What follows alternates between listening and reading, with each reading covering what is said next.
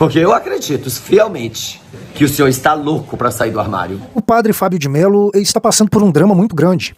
E como ele é um padre muito midiático, na verdade hoje o padre Fábio de Mello é um artista, vão se criando aí algumas especulações muito grandes em torno do drama que o padre Fábio de Mello está vivendo. Ele veio em suas redes sociais e acabou expondo esse drama. Ele não teve medo, não teve vergonha, mas diante de alguns detalhes que ele falou, e eu vou estar trazendo isso para você agora, algumas pessoas especulam que o motivo é que o padre está querendo sair do armário e não está conseguindo.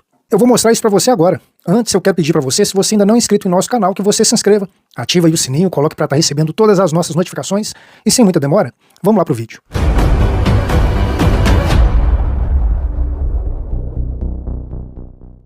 O padre Fábio de Mello veio em suas redes sociais expor esse drama que ele está vivendo. Confere aí comigo. Foi à beira do abismo que eu sempre andei, desde menino. Tudo em excesso. Alegria demais, tristeza demais, amor demais, ódio demais. No avesso de toda a alma que hospeda a melancolia, pairam muitas loucuras, muitos delírios. Já me acusaram de ser muito emocionado. Falaram como se fosse um defeito, mas eu sei que não é. Quem conduz a minha alma pela mão são elas, as emoções.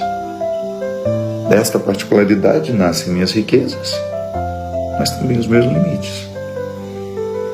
Minha alma sob sombra tem o hábito de viver as alegrias consciente de que elas estão terminando. Sem antes mesmo que se findem, eu já estou chorando de saudade delas. E quando vem a tristeza, eu sou invadido pela convicção de que será definitivo. Este sou eu, um ser melancólico que de vez em quando adoece de tanta tristeza. Tristeza não é doença, eu sei, mas às vezes é. Quando sinto que está retirando a minha vontade de viver, preciso dar ao meu cérebro um amparo químico, uma ajuda para que os excessos doentios voltem a ser excessos criativos. O grande desafio, minha gente, é chegar à medida exata. Curar a tristeza, mas sem que a medicação me roube a poesia. Hoje eu quero pedir a vocês um favor. Eu quero primeiro abrir o meu coração. Ao longo dessas últimas 2 semanas, a depressão tomou conta de mim de novo. E nas 2 últimas semanas, eu só tenho um pensamento nessa vida, minha gente: a vontade de deixar de viver. Mas eu não estou sozinho nessa dor. Eu sei que o Senhor está em mim. E eu sei que eu não vou desistir. Mas hoje eu quero pedir a vocês uma grande gentileza. Que vocês estendam os braços na direção desses meninos, que também estão sofrendo as batalhas espirituais comigo. Eles são carne da minha carne. Eles são sangue do meu sangue. Aqui neste palco está batendo o meu coração, minha gente. Aqui neste palco estão as pessoas que eu tenho mais amado nos últimos 3 anos da minha vida. Eles são padres comigo por onde eu vou. Eles me amam e eles dão a vida por mim. E eles também estão sofrendo o ataque do mal. Eu não sei se você sabe, mas dentro do movimento católico, há uma grande parte do catolicismo que já não tem o padre Fábio de Mello como um padre. Porque, segundo grande parte do movimento católico, quando um padre passa a se comportar como o padre Fábio de Mello, é como se ele tivesse largado a batina. Porque na concepção católica, principalmente para a grande maioria, um padre se tornar midiático, se tornar um artista global, um padre ser visto hoje como alguém milionário, que gosta de ostentar, tem uma certa vaidade que normalmente não é comum dos padres. O padre que age dessa forma, para grande parte da comunidade católica, ele já não é mais padre. E por esse motivo, muitas pessoas especulam que é justamente o fato do padre está se comportando dessa forma hoje, psicologicamente muda muitas coisas no seu interior, no seu emocional, que o levaram a viver o drama que ele está vivendo. Então, para muitas pessoas dentro da comunidade católica, é como se a mão de Deus estivesse pesando sobre o padre Fábio de Mello, porque ele, entre aspas, largou a batina para viver uma vida mundana, mas querendo ainda ter o título de padre. Para algumas outras pessoas, inclusive para o pastor Flávio Amaral, que também é um ex-trans, e hoje é convertido e tem uma casa que acolhe, né, ex-homossexuais, ex-travestis, para poder, que querem também ter uma vida transformada pelo poder do evangelho. Segundo o pastor Flávio Amaral, o padre Fábio de Mello está vivendo esse drama porque, na verdade, a intenção dele é sair do armário, mas ele ainda não sabe como fazer. E no seu interior está tendo esse grande conflito que está trazendo ele para esse lado emocional tão devastador que ele está vivendo agora. Confere o que o pastor Flávio Amaral falou a respeito do padre Fábio de Mello. Confesso para você que são palavras duras, porque o pastor Flávio Amaral ele tem uma palavra muito dura, mas ele não deixou de se expressar por causa disso. Confere aí comigo. Que eu já senti repulsa e nojo, não só das falas do padre, o padre famoso, bonitão. O que eu já vi de mulher falando que padre bonitão, que padre é este? Eu já vi muita gente falando isso. Já. Pode acreditar que eu já vi. Não acho não e não tenho que achar nada. Nem no mundo. Hoje eu conversei tanto com a família do Guilherme sobre a vida que nós levávamos no mundo. Eu falava, sai da minha casa. Mas você não gosta de mim? Eu falei, gosto, mas eu não quero. Eu não acredito nesse amor. Eu não acredito que duas pessoas, entendeu? São felizes, não. Não acredito, não.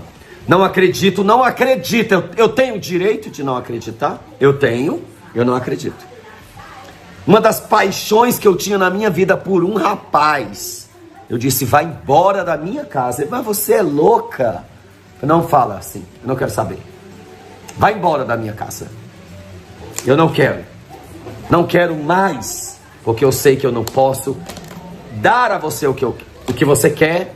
Eu não tenho, não sou mulher, não posso lhe dar família, filho. Eu não tenho um órgão genital feminino, uma vagina. Mas eu senti tanto nojo desse padre quando eu vi uma matéria na Rede Globo, Rede Nojenta, ele abraçado com o pior transexual, a pior travesti da Lapa, rainha do inferno. Travesti que eu morei na casa dela. Que pessoa carinhosa, caridosa, generosa, faz ação social, obra de ação, faz nada.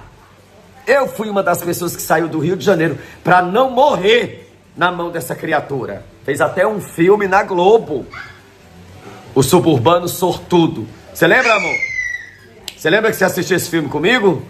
O Suburbano Sortudo tem um travesti do Satanás que engole uma banana todinha. Pastor, tem travestis de Deus, irmão. Eles deixam de ser travesti. Tem gays de Deus, irmãos. Eles deixam de ser gays. Tem LGBTQIA+,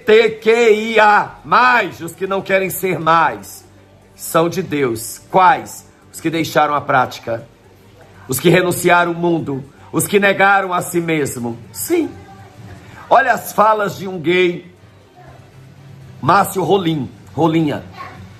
Só de você deixar de ser travesti, você já é um criminoso.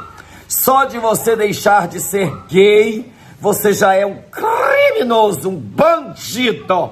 Só de você ir para a igreja, você é homofóbico, transfóbico.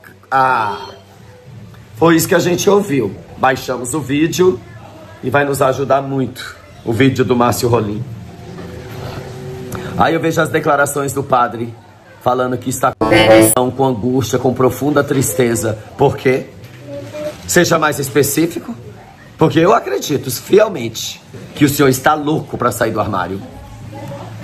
Eu acredito sim. Muita gente já sabe, já pensa, já fala. Porque não conseguiu, não tem coragem depressão, porque tem medo, porque é bonito, porque é famoso, porque é muito conhecido, porque é padre. Deixa eu falar uma coisa pra você. Seja hétero, seja gay, seja travesti, seja padre, seja católico, seja evangélico, seja budista, ocultista, umbandista, seja do Allan Kardec, do Mestre Yogananda, da Neiva. Conheço tudo.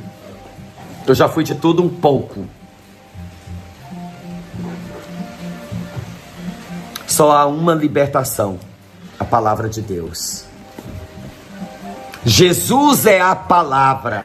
Pelo depoimento do padre Fábio de Mello, algumas pessoas especulam que ele está vivendo o mesmo drama que a André Surak vive.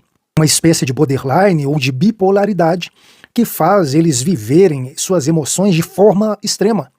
Seja a alegria, seja a tristeza, seja o prazer, seja a mágoa, todas as emoções que permeiam o interior, tanto do padre quanto da Andresa, segundo especulações, são trazidas de forma muito intensa.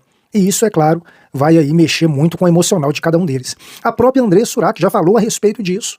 E as pessoas fizeram um link aí, ligaram até mesmo ao que o padre está vivendo. Confere aí as palavras da própria André Surak. Difícil porque a gente não consegue ter relacionamentos estáveis. Então, assim, eu não sou médica, né? Não posso receitar nada do que eu tomo pra vocês. Mas eu recomendo muito você buscar ajuda médica, sabe?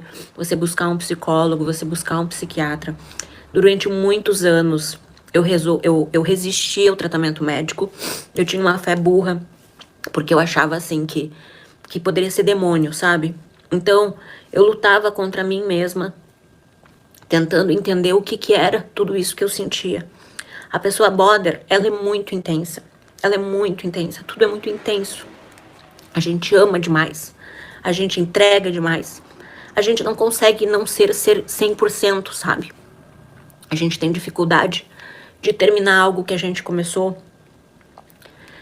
A gente tem normalmente relacionamentos muito conturbados.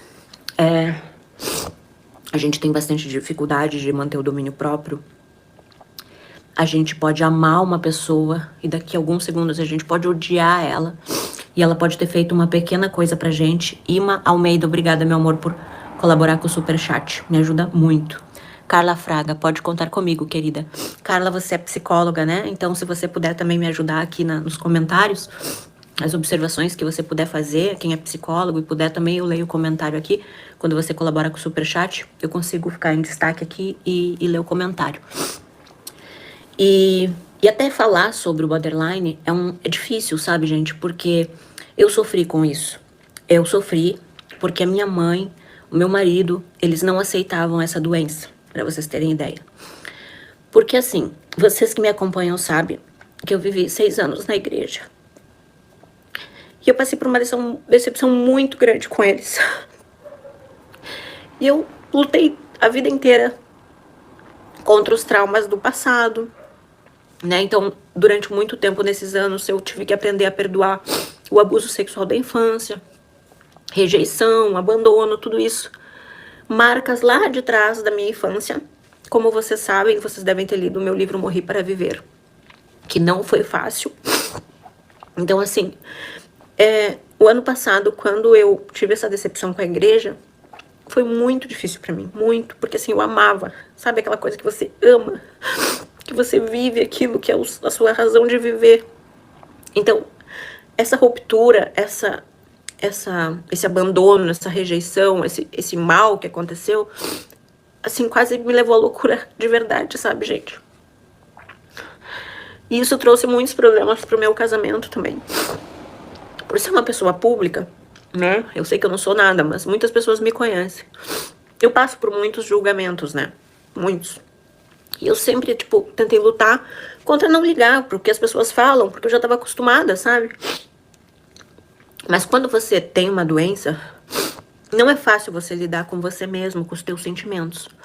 E eu sou muito intensa, sabe? Eu sou muito, muito, muito.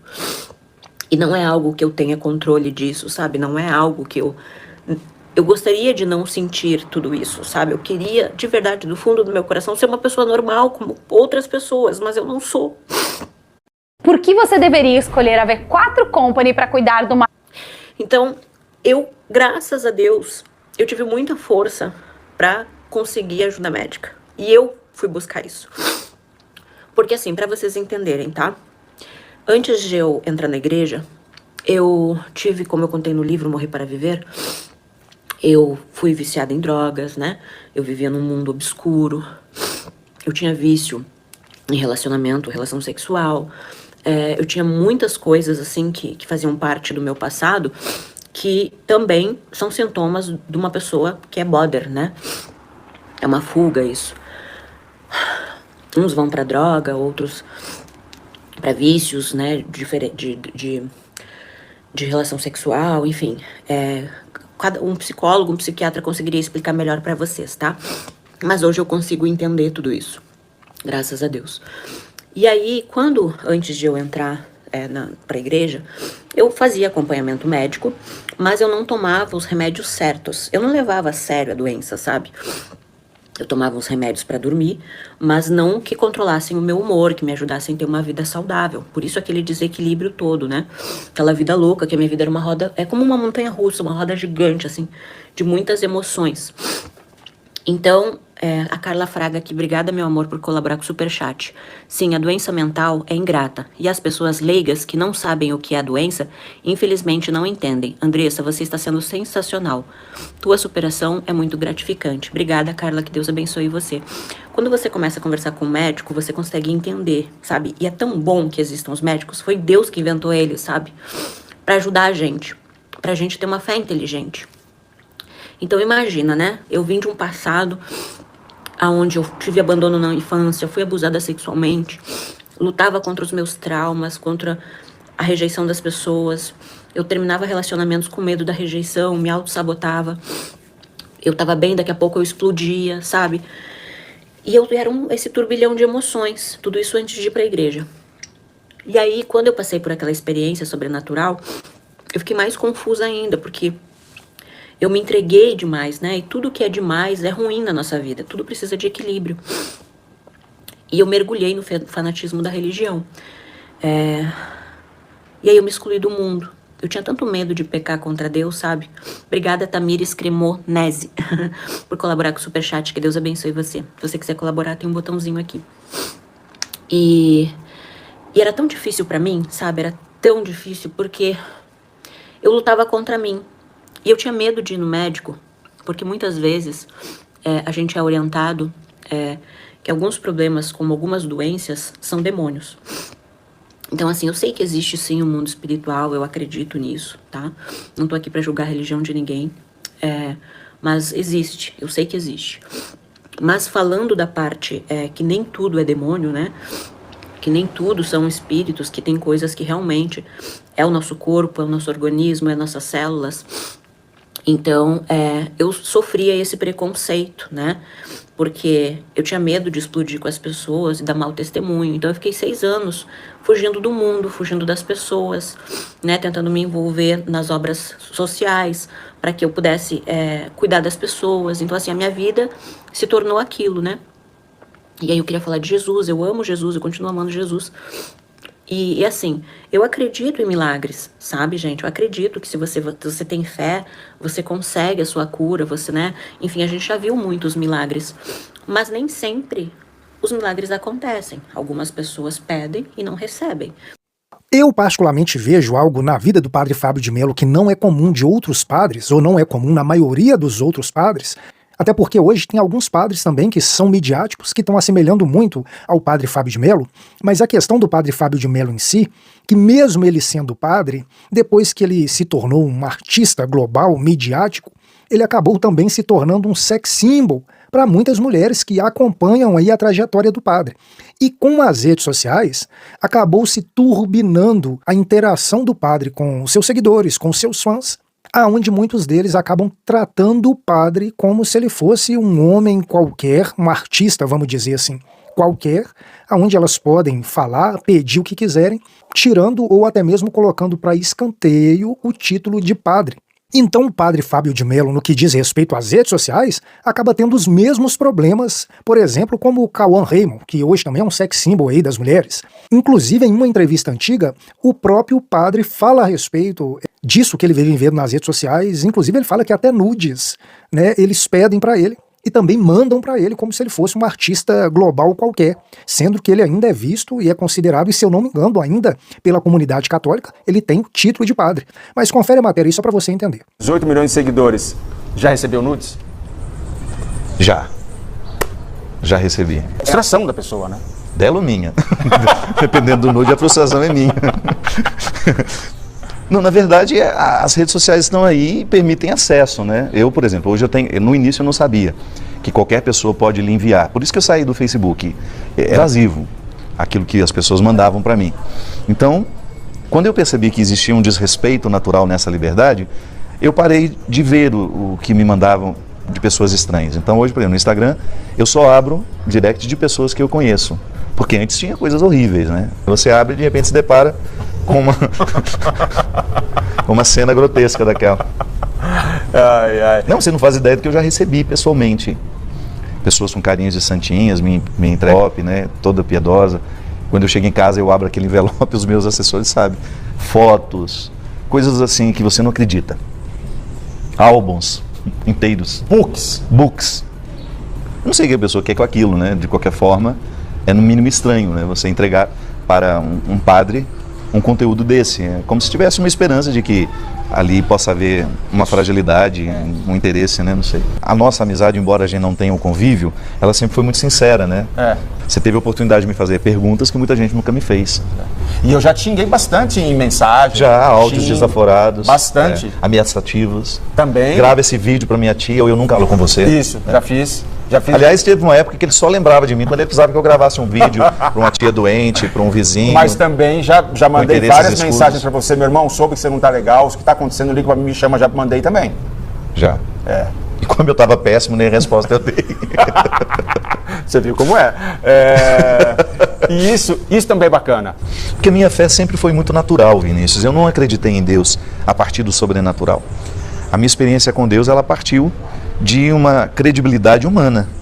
Eu tive pais que me amaram muito, irmãos que me amaram muito, e esse amor humano me deu uma sustentação para que quando eu fosse apresentado ao amor sobrenatural, eu pudesse acreditar nele. Eu acho muito difícil uma pessoa que não foi humanamente amada, de fato acreditar no amor sobrenatural. Porque a base do amor sobrenatural é o amor humano. E eu acho que eu me exerço assim.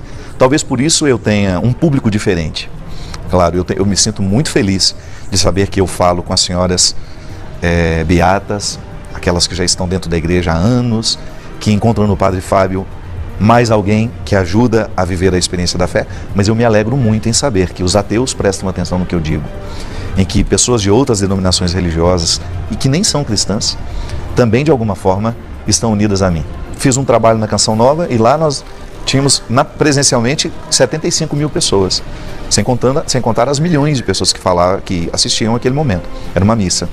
E de repente lá no Twitter eu vejo um rapaz que me fala assim: Padre Fábio, eu não sou religioso, há muitos anos não vou à igreja, mas eu preciso lhe dizer que hoje Deus falou comigo através do senhor. Ô meu amigo, já valeu a pena ter vivido, ter estudado tudo que eu estudei, ter sido padre que eu fui, só por ter tocado a vida dessa pessoa.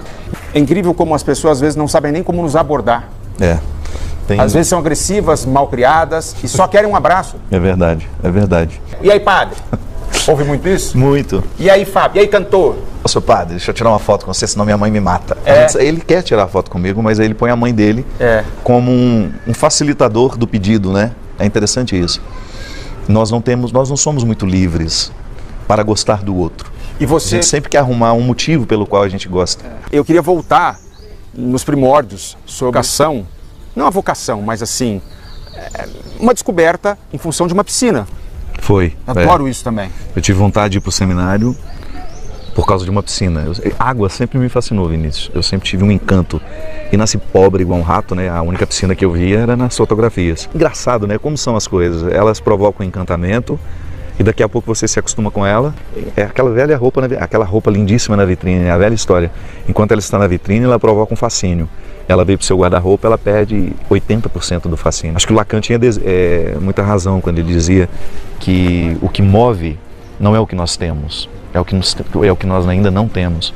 É isso que nos move. Então nós precisamos fazer um exercício diário de contemplar aquilo que nós já alcançamos, para que a manutenção disso que já foi alcançado pelo desejo continue nos fascinando. Algumas pessoas dizem que o padre está vivendo tudo isso porque ele quer sair do armário, no que diz respeito à orientação sexual. Mas eu já penso que ele deveria sair do armário no que diz respeito ao lado religioso.